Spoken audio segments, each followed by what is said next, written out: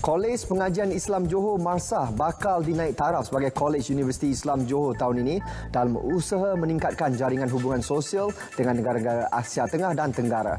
Menteri Besar Datuk Hasni Mohamad yakin perubahan status institusi ini dapat melahirkan lebih ramai da'i, ulama dan umara di Johor. Kerjasama akademik dan perkongsian maklumat dengan pelbagai institusi dalam dan luar negara amat penting demi memajukan pendidikan Islam di Johor. Jelasnya pada Majlis Convocation Marsah kali ke-20 di Pusat Islam Iskandar, seramai 835 graduan berjaya menamatkan pengajian masing-masing bagi sesi kali ini. Assalamualaikum warahmatullahi wabarakatuh. Nama saya Muhammad Irfan Afiq bin Nazri.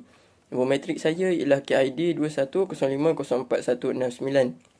Pada hari ini, saya ingin mengongsikan satu topik yang agak menarik iaitu tentang 4 keistimewaan Marsah yang menyebabkan Marsah ini layak dinaik taraf menjadi sebuah universiti. Dalam satu artikel yang pernah dikeluarkan oleh Sinar Harian, Menteri Besar Datuk Hasni Mohamad berkata, usaha naik taraf Marsah kini berada di fasa terakhir bersama Kementerian Pengajian Tinggi Malaysia. Beliau juga berkata, selepas dinaik taraf kelak, Kolej Universiti terbabit akan menjadi penghubung kemajuan pendidikan serta hubungan sosial antara negara-negara di Asia Tenggara dan di Asia Barat.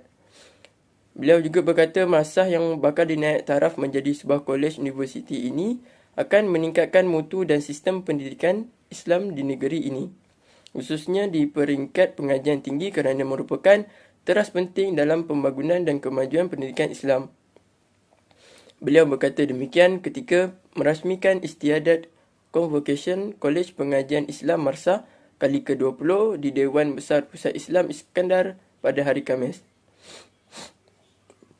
Seterusnya kita pergi kepada kelebihan Kolej Pengajian Islam Johor ataupun dikenali sebagai Marsah.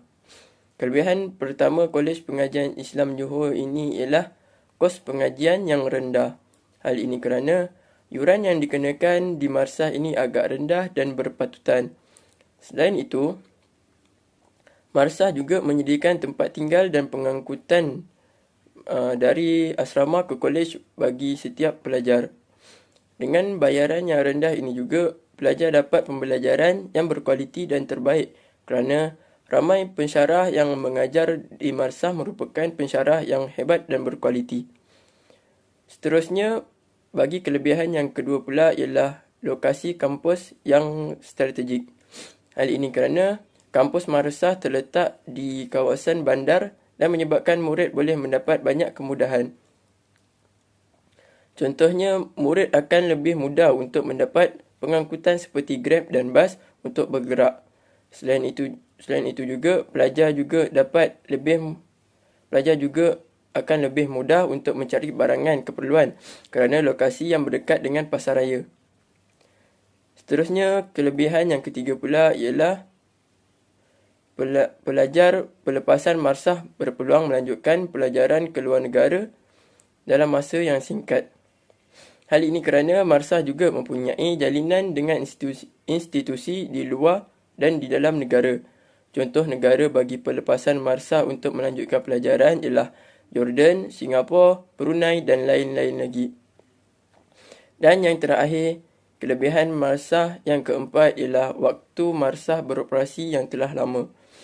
Marsah ini telah beroperasi lebih daripada 20 tahun dan telah melahirkan ramai graduan yang berjaya sama ada di dalam negara ataupun di luar negara. Jadi itu sajalah 4 keistimewaan Marsah. Jadi saya berharap dengan kelebihan yang saya kongsikan ini dapat menarik minat ramai pelepasan SPM untuk bersambung pelajarannya di Marsah. Itulah 4 keistimewaan menyebabkan Marsah ini layak untuk dinaik taraf menjadi sebuah universiti. Sekian, itu saja daripada saya. Assalamualaikum warahmatullahi wabarakatuh.